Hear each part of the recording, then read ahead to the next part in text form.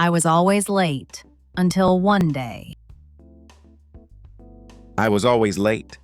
Late to class, late to chances, and especially late to learning English.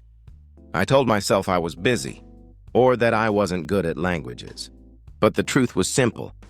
I was afraid of starting. One day I missed an opportunity because I couldn't express myself in English.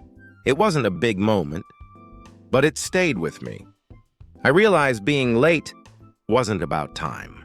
It was about avoiding discomfort. So I decided to start small. 1 word a day, 1 sentence, 1 minute.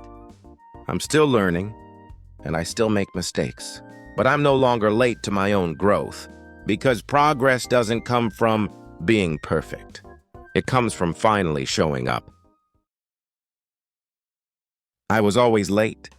Late to class, late to chances, and especially late to learning English. I told myself I was busy, or that I wasn't good at languages. But the truth was simple. I was afraid of starting.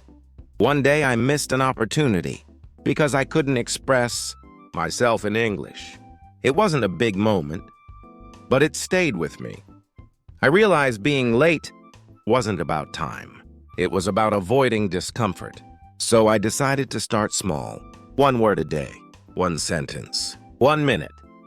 I'm still learning, and I still make mistakes. But I'm no longer late to my own growth, because progress doesn't come from being perfect. It comes from finally showing up.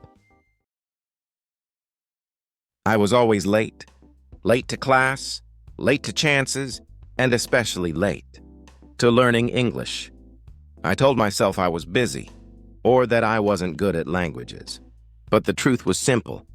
I was afraid of starting. One day I missed an opportunity because I couldn't express myself in English.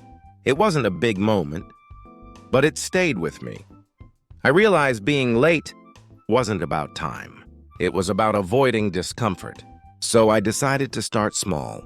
1 word a day, 1 sentence, 1 minute.